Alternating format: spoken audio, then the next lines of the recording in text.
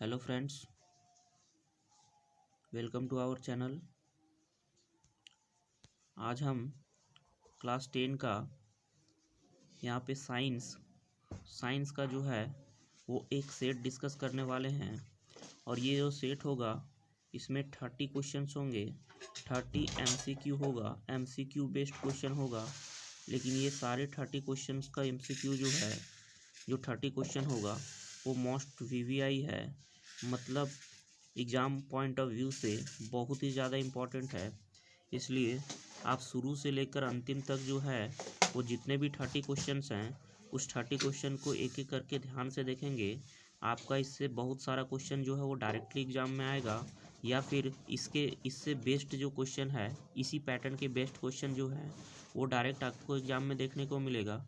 और ये क्वेश्चन जो है बहुत ही ज़्यादा महत्वपूर्ण है। आप एक एक करके शुरू से लेकर अंत तक 30 क्वेश्चन का डिस्कशन देखेंगे। किस तरह से हम डिस्कस करवाते हैं क्वेश्चन को, उसको बेहतर तरीके से देखेंगे। चलिए फ़िलहाल जो है बिना कुछ देर किए आते हैं फर्स्ट क्वेश्चन की तरफ। देखते हैं फर्स्ट क्वेश्चन क्या लिखा हुआ है। चलिए देखते हैं फर्स्ट क्वेश्चन क्या लिखा हुआ है।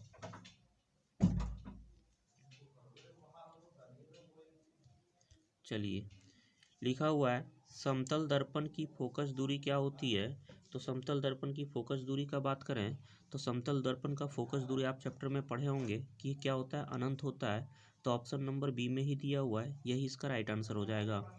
चलिए बढ़ते हैं नेक्स्ट क्वेश्चन की तरफ। अगला क्वेश्चन लिखा हुआ है, अगला क्वेश्चन देख लेते हैं क्या लिखा हुआ है। यहाँ पे लिखा हुआ है किसी वस्तु का अवतल दर्पण द्वारा वास्तविक उल्टा और समान आकार का प्रतिबिंब बनता है तो वस्तु की स्थिति क्या होगी। किसी वस्तु का अवतल दर्पण द्वारा वास्तविक उल्टा और समान आकार का, ध्यान दीजिएगा यहाँ पे लिखा समान आकार का और वास्तविक उल्टा ऐसा प्रतिबिंब बनाना है तो वस्तु की स्थिति जो होगा वो सी पर होगा। चलिए इसका जो राइट आंसर हो जाएगा ऑप्शन नंबर सी हो जाएगा। बढ़ते नेक्स्ट क्वेश्चन की तरफ। अगला क्वेश्चन लिखा है निम्नलिखित में से किसमें प्रकाश सबसे तेज गति से चलता है। तो इसका अगर बात करेंगे तो आप चैप्टर में पढ़े होंगे, उस टेबल में दिया हुआ था कि किसमें जो है वो प्रकाश सबसे तेज गति से चलता है। तो वायु जो होगा ऑप्शन नंबर सी में दिख रहा है, तो यही इसका राइट आंसर हो जाएगा। चलिए बढ़ते हैं क्वेश्चन नंबर 4 पे। क्वेश्चन नंबर 4 देख लेते हैं क्या दिया हुआ है। लिखा है एक लेंस की क्षमता जो है वो -4 है तो उसकी फोकस दूरी क्या होगी ये बताना है। तो देखिए एक फार्मूला होता है P होता है क्या 1/f, और वो भी क्या मीटर में। तो यहाँ पे देखेंगे P=1/f होता है। तो पावर का वैल्यू जो है यहाँ पे दिया -4, पावर का वैल्यू दिया -4 और इक्वल टू 1/f। अब देखिए जब इसको इससे मल्टीप्लाई कर देंगे तो क्या हो जाएगा, -4f इज इक्वल टू 1। तो यहाँ पे अगर इसको कैलकुलेट करेंगे f इज इक्वल टू, तो क्या होगा 1/-4। और जब इसको डिवाइड करेंगे तो देखिए इसको जब डिवाइड करेंगे तो कितना बार में कटेगा, ये जो कटेगा वो 0.25 बार में कटेगा और ये मीटर में होगा। यही इसका राइट आंसर हो जाएगा। ऑप्शन में देखेंगे ये माइनस होगा, माइनस हटेगा नहीं, माइनस रहेगा साथ में। तो इसका जो राइट आंसर हो जाएगा वो ऑप्शन नंबर सी में ही दिया है, यही इसका राइट आंसर हो जाएगा। चलिए बढ़ते नेक्स्ट क्वेश्चन की तरफ। अगला क्वेश्चन देखिए यहाँ पे लिखा हुआ है क्या, मानव नेत्र की फोकस दूरी में परिवर्तन का क्या कारण है। तो मानव नेत्र की फोकस दूरी में जो परिवर्तन होता है उसका रीज़न क्या है। तो कॉर्निया इसका रीज़न नहीं होता, आइरिस इसका रीज़न नहीं होगा, पुतली होगा नहीं। चलिए यहाँ पे देखिए ऑप्शन सी में ही दिया हुआ है सिलियरी मसल। तो सिलियरी मसल मतलब सिलियरी मांसपेशियाँ जो होती है उस फोकस दूरी के परिवर्तन का मुख्य कारण होती है, तो यही इसका राइट आंसर हो जाएगा। अगला क्वेश्चन लिखा है दूरदृष्टि दोष को खाली स्थान भी कहा जाता है, मतलब कौन से और दूसरे नाम से जो है दूरदृष्टि दोष को जाना जाता है। तो ऑप्शन ए में ही दिया हुआ है हाइपरमेट्रोपिया। तो हाइपरमेट्रोपिया जो होगा इसका राइट आंसर हो जाएगा। चलिए बढ़ते हैं नेक्स्ट क्वेश्चन की तरफ। अगला क्वेश्चन लिखा हुआ है, देखिए ध्यान से आप लोग अगला क्वेश्चन को देखिए, जूम भी कर दिए आप लोग, पहले जो है खुद से आंसर कीजिए, उसके बाद मेरे द्वारा जो आंसर दिया जा रहा है उसको देखिए तो बेहतर होगा, आपका प्रैक्टिस भी होता चला जाएगा। लिखा है प्रतिरोध का एसआई मात्रक क्या है। प्रतिरोध का एसआई मात्रक क्या है। तो प्रतिरोध का एसआई मात्रक जो है वोल्ट नहीं होता, फराइडे नहीं होगा, एम्पियर नहीं होगा, ओम जो है इसका राइट आंसर है, ओम जो होगा इसका राइट आंसर होगा। चलिए बढ़ते नेक्स्ट क्वेश्चन की तरफ। लिखा हुआ है टंगस्टन का उपयोग निम्नलिखित में से किसमें किया जाता है। तो टंगस्टन का उपयोग जो है वो यहाँ पे देखे होंगे कि बिजली के बल्ब में जो फिलामेंट होता है, पतला सा तंतु होता है, उसमें जो है इसका उपयोग किया जाता है। तो ऑप्शन नंबर जो है वो बी में ही दिया हुआ है, यही इसका राइट आंसर हो जाएगा। एक चीज़ और ध्यान रख लेंगे कि टंगस्टन का संकेत कभी कभी पूछा जाता है, तो टंगस्टन का संकेत जो होता है डब्लू होता है, ये ध्यान में रख लीजिएगा आप लोग। चलिए अगला क्वेश्चन लिखा हुआ है यहाँ पे देखेंगे। अगला क्वेश्चन नंबर 9 पे है हम लोग। 9 नंबर क्वेश्चन लिखा हुआ है चुंबकीय क्षेत्र रेखाएं निकलती है। तो चुंबकीय क्षेत्र रेखाएं जो होती है, अगर चुंबकीय क्षेत्र रेखाएं की बात करेंगे तो यह जो है यहाँ पे उत्तरी ध्रुव, ऑप्शन बी में ही दिया हुआ है, उत्तरी ध्रुव से निकलती है। देखिए हम इसका थोड़ा फिगर बना के बताते हैं आपको। चुंबकीय क्षेत्र रेखाएं कैसे निकलती है। अगर मान लेते हैं ये एस है और ये एन है, तो देख रहे होंगे आप कि इधर से जो चुंबकीय क्षेत्र रेखाएं ऐसे करके निकलती है और ऐसे करके इंटर करती है यहाँ पे, ठीक है ना। तो ऐसे करके निकलती है, तो यहाँ पे देखिए नॉर्थ से निकल रही है और साउथ से क्या होती है, इन करती है, मतलब अंदर जाती है। साउथ से ऐसे करके अंदर जाती है और यहाँ से निकलती है। फिर इधर से और भी रेखाएं जो होती है ऐसे करके निकलती है, ऐसे जाती है, मतलब यहाँ से ये निकलती है और इधर से अंदर जाती है। तो चुंबकीय क्षेत्र रेखाएं जो होती है उत्तरी ध्रुव से निकलती है। बढ़ते नेक्स्ट क्वेश्चन, क्वेश्चन नंबर 10 पे पहुँच गए हम लोग। क्वेश्चन नंबर 10 को देख लेते हैं क्या लिखा हुआ है। लिखा निम्नलिखित में से कौन सा हमारे लिए ऊर्जा का परम स्रोत है। ऊर्जा का परम स्रोत का बात करेंगे तो ऊर्जा का परम स्रोत जो है यहाँ पे देखिए ऑप्शन नंबर यहाँ पे देखेंगे सी में ही लिखा है सौर ऊर्जा, मतलब सूर्य से जो ऊर्जा प्राप्त होती है वही हमारा परम स्रोत है। तो यही इसका राइट आंसर हो जाएगा। बढ़ते नेक्स्ट क्वेश्चन की तरफ। अगला क्वेश्चन लिखा है रासायनिक समीकरण को हम किस नियम के कारण संतुलित करते हैं। तो रासायनिक समीकरण को जो है वो यहाँ पे देखेंगे द्रव्यमान संरक्षण का नियम, यहाँ पे ऑप्शन नंबर ए में ही दिया है, यही इसका राइट आंसर हो जाएगा।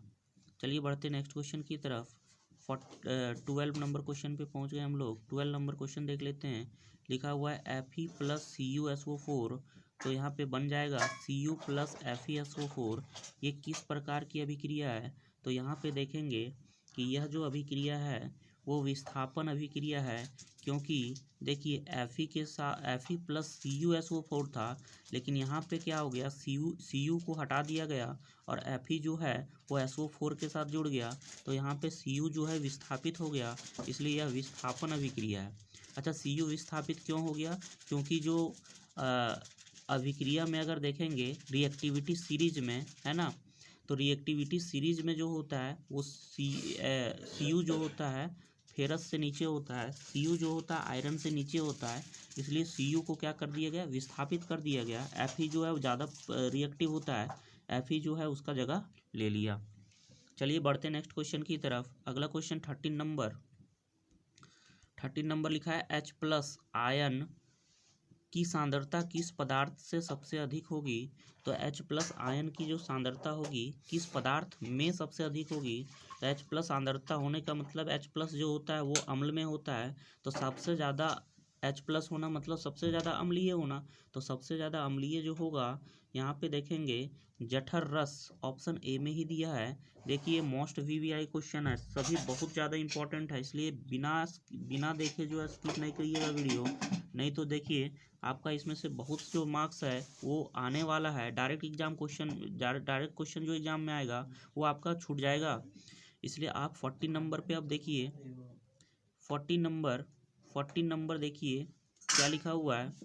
लिखा है पदार्थ ABCD का pH मान क्रमशः 5, 8, 10 और 13 है, तो उपरोक्त में कौन पदार्थ जो है वो यहाँ पे अम्लीय है। तो सबसे जो यहाँ पे अम्लीय पदार्थ का बोल रहा है, अम्लीय पदार्थ कौन है, सीधा सा बात बोल रहा है अम्लीय कौन है। तो अम्लीय देखेंगे कि अम्लीय जो होता है, जो एसिड होता है उसका जो pH मान होता है वो क्या होता है 0 से लेकर 7 तक, 0 से मतलब 7 से पहले ही, 0 से 7 के बीच जो होता है अम्लीय का होता है। और बेस का बात करेंगे जो बेस होता है, क्षार जिसको बोलते हैं हम लोग, क्षारकीय, तो यहाँ पे देखेंगे 7 से लेकर 7 से बड़ा और 14 से कम इस तरह का होता है। और 7 क्या होता है, उदासीन होता है। तो यहाँ पे हमको देखना है कि सब अम्लीय कौन है, तो 5 ऑप्शन में दिया है, यही अम्लीय है। तो देखिए 5 जो है अम्लीय है, तो इसका जो राइट आंसर हो जाएगा ऑप्शन नंबर ए में इसका राइट आंसर है। ये ए है, ये ए मान लेते हैं, ये बी, 8 जो है बी है, 10 जो है सी है और 13 जो है वो डी है। तो ए जो हो जाएगा इसका राइट आंसर हो जाएगा। चलिए बढ़ते हैं नेक्स्ट क्वेश्चन की तरफ। अगला क्वेश्चन देख लेते हैं क्या लिखा हुआ है। अगला क्वेश्चन 15 नंबर पे हम लोग पहुंच गए हैं। 15 नंबर देख लेते हैं। लिखा हुआ निम्नलिखित में से किस लवण का उपयोग सोडा अम्ल अग्निशामक में किया जाता है। सोडा अम्ल अग्निशामक में किसका उपयोग किया जाता है, तो ऑप्शन देखेंगे। लिखा हुआ है ऑप्शन बी में ही NaHCO3 का उपयोग यहाँ पे किस में किया जाता है, सोडा अम्ल अग्निशामक में किया जाता है। चलिए बढ़ते हैं नेक्स्ट क्वेश्चन की तरफ। अगला क्वेश्चन देखिए यहाँ पे लिखा हुआ है क्या। अगला क्वेश्चन लिखा है निम्नलिखित में से कौन उभयधर्मी ऑक्साइड है। मोस्ट इंपॉर्टेंट क्वेश्चन, ये वेरी वेरी इंपॉर्टेंट क्वेश्चन है, एग्जाम में 100% आने का चांसेस है, इसलिए ध्यान रखिएगा। देखिए हम वीडियो के बीच बीच में भी बताते हैं कि कौन कौन सा क्वेश्चन उसमें से भी ज़्यादा इंपॉर्टेंट है। ये 30 क्वेश्चन तो इंपॉर्टेंट है ही, लेकिन उसमें भी सबसे ज़्यादा इंपॉर्टेंट कौन होता है वो वीडियो के बीच बीच में बताते हैं, इसलिए वीडियो को स्किप नहीं कीजिए, है ना। हम आपसे रिक्वेस्ट कर रहे हैं, वीडियो स्किप कीजिएगा तो आप बहुत कुछ खो जाइएगा। यहाँ पे उभयधर्मी ऑक्साइड लिखा हुआ है, तो उभयधर्मी ऑक्साइड जो है, अगर ऑप्शन को आप ध्यान से देखेंगे तो आप पहले आंसर दीजिए खुद से कि उभयधर्मी ऑक्साइड होता क्या है। तो उभयधर्मी ऑक्साइड आप जानते होंगे, देखिए ऑप्शन नंबर बी में ही दिया है Al2O3, मतलब वैसे ऑक्साइड को उभयधर्मी ऑक्साइड कहा जाता है जो अम्ल और क्षार दोनों से अभिक्रिया करके लवण बनाता है और जल बनाता है। वैसे ऑक्साइड या फिर वैसे बोल सकते हैं कंपाउंड यौगिक जो यहाँ पे अम्ल और क्षार दोनों से अभिक्रिया करके क्या करते हैं, लवण और जल बनाते हैं, उसको उभयधर्मी ऑक्साइड कहा जाता है। तो ऑप्शन नंबर बी में दिया है, यही इसका राइट आंसर हो जाएगा। चलिए आगे देखते हैं, क्वेश्चन नंबर देखते हैं नेक्स्ट 17 नंबर क्या दिया हुआ है। देखिए 17 नंबर लिखा हुआ है, दिए गए तत्वों के इलेक्ट्रॉनिक विन्यास में से उत्कृष्ट गैस का इलेक्ट्रॉनिक विन्यास कौन सा है। लिखा उत्कृष्ट गैस मतलब नोबल गैस। तो नोबल गैस जो होता है उसके आउटर मोस्ट सेल में क्या होना चाहिए, 8 इलेक्ट्रॉन होना चाहिए। तो ऑप्शन में देखिए ये आउटर मोस्ट सेल मतलब बाहरी सेल में 1 इलेक्ट्रॉन है, यहाँ पे 7 है, यहाँ पे 8 है और यहाँ पे 5 है। तो बाहरी सेल में जो होना चाहिए 8 इलेक्ट्रॉन, तो ऑप्शन नंबर सी यही इसका राइट आंसर हो जाएगा। लिखा हुआ निम्नलिखित में से कौन असंतृप्त हाइड्रोकार्बन है। तो असंतृप्त अगर बात करेंगे तो असंतृप्त जो हाइड्रोकार्बन है, यहाँ पे देखेंगे ऑप्शन नंबर जो है वो सी में ही दिया हुआ है। ऑप्शन नंबर सी जो है इसका राइट आंसर हो जाएगा। मतलब डबल बॉन्ड वाला और जो ट्रिपल बॉन्ड वाला, डबल बॉन्ड और ट्रिपल बॉन्ड वाला होता है वो असंतृप्त होता है, अनसैचुरेटेड होता है। तो यहाँ पे देखेंगे C2H2O, अगर C2H2O बनाना चाहेंगे तो देखिए C2 हो गया और H2 का मतलब हाइड्रोजन एक हाइड्रोजन यहाँ पे लग जाएगा और इसमें जो लगेगा वो ट्रिपल बॉन्ड लगेगा। तो ट्रिपल बॉन्ड वाला और डबल बॉन्ड वाला क्या होता है, असंतृप्त होता है। तो ध्यान रखिएगा इसका जो राइट आंसर हो जाएगा ऑप्शन नंबर सी हो जाएगा। और ये भी क्वेश्चन जो है वो वेरी वेरी इंपॉर्टेंट है, इसलिए ये सब क्वेश्चन को बेस्ट तरीके से समझ लीजिए आप, क्योंकि यही सब क्वेश्चन तो एग्जाम में आके फंसाता है और आपको पता नहीं होता। क्वेश्चन नंबर देखिए 19, क्वेश्चन नंबर 19 को अगर देखेंगे ध्यान से, लिखा है HCHO में कौन प्रकार्यात्मक समूह है। तो HCHO आप देखे होंगे CHO किस में होता है, CHO जो होता है एल्डिहाइड में होता है। और इसका ऑप्शन जो है यहाँ पे देखिए ऑप्शन नंबर सी में दिया हुआ है, यही इसका राइट आंसर हो जाएगा। बढ़ते नेक्स्ट क्वेश्चन की तरफ। अगला क्वेश्चन देखिए लिखा हुआ है, लिखा है दिए गए तत्वों में से किस तत्व में संयोजी इलेक्ट्रॉनों की संख्या लिथियम के बराबर होगी। संयोजी इलेक्ट्रॉनों की संख्या जो होगा लिथियम के बराबर किस में होगा।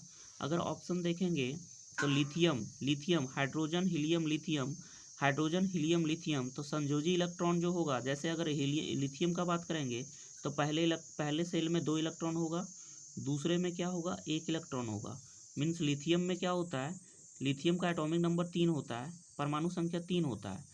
तो ये ऐसे हो गया, इसका संयोजी इलेक्ट्रॉन कितना हो गया, संयोजी इलेक्ट्रॉन का बात करेंगे यहाँ पे इसका लिथियम का, तो 1 हो गया। उसी तरीके से अगर पोटासियम का बात करेंगे तो पोटासियम जो होता है इसका 19 होता है एटॉमिक नंबर, और 19 होता है तो इसके अकॉर्डिंग अगर पहले सेल में देखेंगे तो पहला सेल में 2 इलेक्ट्रॉन, फिर 8, 10 और फिर 8 कितना हो गया 18 और फिर 1, तो देखिए फिर जो है वो 1 इलेक्ट्रॉन, मतलब संयोजी इलेक्ट्रॉन इसका भी कितना आएगा 1 हो गया, संयोजी 1 हो गया। तो इसके समान जो है वो पोटेशियम है, तो ऑप्शन नंबर यहाँ पे सी हो जाएगा। बाकी मैग्नीशियम भी नहीं होगा, आप ट्राई कर लीजिएगा, कैल्शियम भी नहीं होगा, एल्युमिनियम भी नहीं होगा, ठीक है ना। देखिए कैसे एक्सप्लेन करते हैं क्वेश्चन को, और ये भी क्वेश्चन देख लीजिए कि वेरी वेरी इंपॉर्टेंट है। ये सब क्वेश्चन को बिना किए आप तो एग्जाम में जाइए ही नहीं, नहीं तो बहुत ज़्यादा दिक्कत हो जाएगा आपको वहाँ पे। इसलिए ये सब क्वेश्चन को देख लीजिए, वेरी वेरी इंपॉर्टेंट है, आप करके ही जाइए।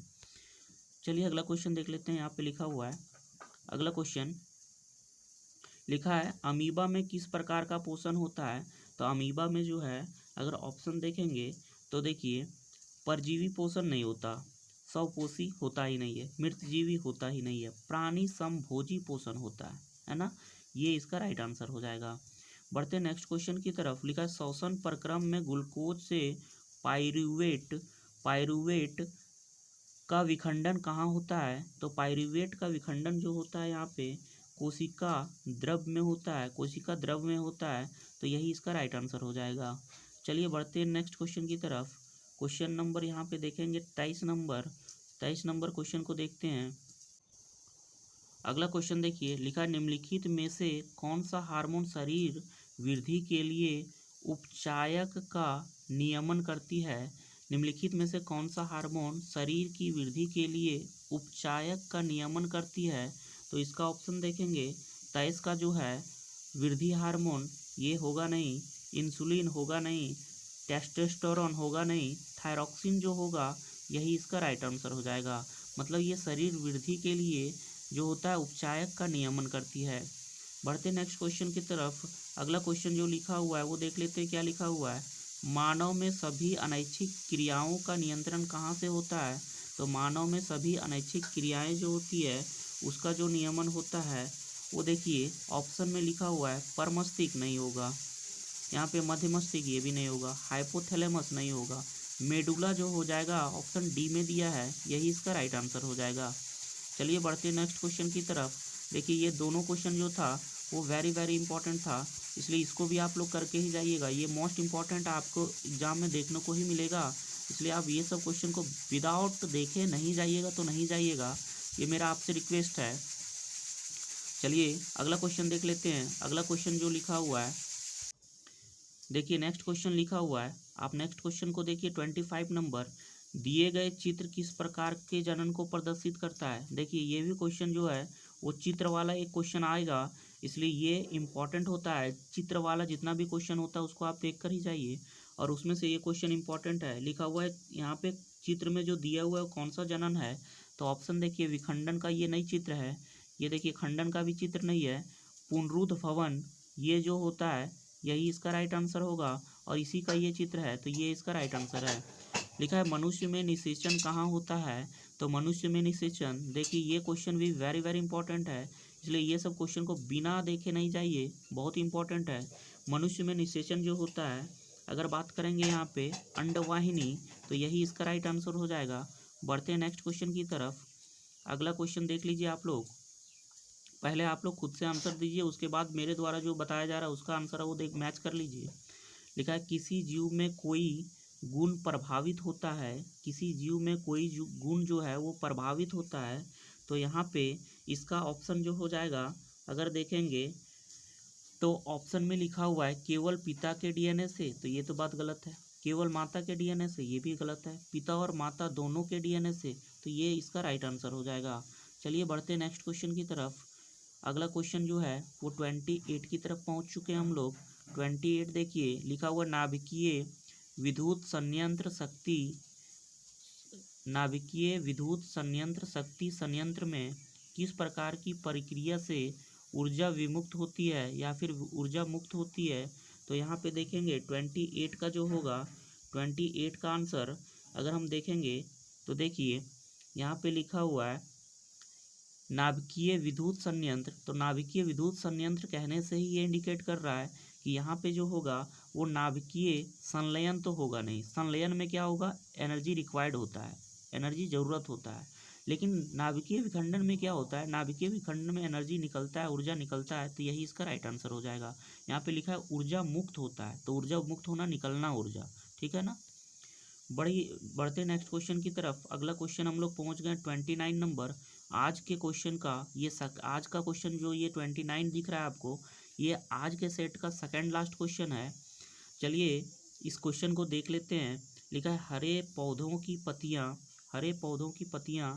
प्राप्त हरे पौधे की पत्तियां प्राप्त होने वाले सौर ऊर्जा का कितना प्रतिशत भाग खाद्य ऊर्जा में परिवर्तित करने में खर्च करती है। तो खाद्य ऊर्जा को में परिवर्तित करने में कितना परसेंट खर्च करती है। हरे पौधे की पत्तियां जो होती है खाद्य ऊर्जा परिवर्तित करने में वो 1% ऊर्जा का जो है वो उपयोग कर लेती है। यही इसका राइट आंसर हो जाएगा। ये भी क्वेश्चन वेरी वेरी इंपॉर्टेंट है, इसलिए ये सब क्वेश्चन देखे बिना नहीं जाइए। चलिए अगला क्वेश्चन देख लेते हैं। अगला क्वेश्चन देखिए आज का क्वेश्चन, आज के सेट का आज हम 30 नंबर क्वेश्चन पे पहुंच गए हैं। ये देखिए ये क्वेश्चन वेरी वेरी इंपॉर्टेंट है। चलिए 30 नंबर देख लेते हैं। लिखा निम्नलिखित में से किस पदार्थ का उपयोग पर्यावरण के लिए सबसे अधिक लाभदायक होगा। निम्नलिखित में से किस पदार्थ का प्रयोग करना पर्यावरण के लिए सबसे अधिक लाभदायक होगा। तो इसका जो है यहाँ पे देखेंगे थर्मोकोल के डिस्पोजल जल कप का, तो ये तो नहीं। प्लास्टिक के डिस्पोजल कप का, तो प्लास्टिक का प्रयोग करना ही नहीं है। मिट्टी के डिस्पोजल कप का, तो मिट्टी के डिस्पोजल कप। और यहाँ पे लिखा है कागज का डिस्पोजल कप। तो सबसे बेहतर पूछा है यहाँ पे, सबसे अधिक लाभदायक, सबसे बेहतर कौन होगा। तो यहाँ पे मिट्टी के डिस्पोजल कप का प्रयोग करना सबसे अच्छा होगा। चलिए दोस्त आप लोग देखें यहाँ पे हम जो है 30 मोस्ट इम्पॉर्टेंट क्वेश्चन जो है उसका सीरीज लेके आए थे।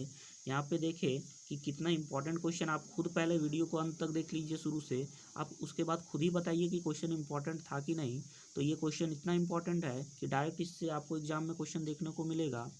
फिलहाल जो है अगर आप इसी तरह का वीडियो रेगुलर चाहते हैं और किस सब्जेक्ट से चाहते हैं और किस चीज़ से रिलेटेड चाहते हैं, कौन से चैप्टर से रिलेटेड चाहते हैं, उसके लिए आप कमेंट बॉक्स में कमेंट कर सकते हैं। आपको वीडियो कैसा लगा उसके लिए भी कमेंट कर सकते हैं।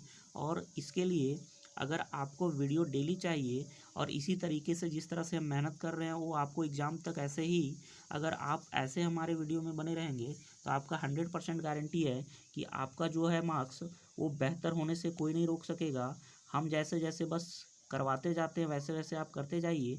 बाकी जो आप पढ़े हुए हैं उसका रिवीजन करते जाइए। उसके बाद जो है आपका एग्ज़ाम जो है वो बहुत ही अच्छा जाएगा। आपका जो स्कोर होगा वो बेस्ट स्कोर होगा, ठीक है ना। अब ये मान कर चलिए कि नेक्स्ट टॉपर जो है वो हमको बनना है, नेक्स्ट टॉपर बनना है, तभी आप जो है बेहतर मार्क्स ला पाएंगे।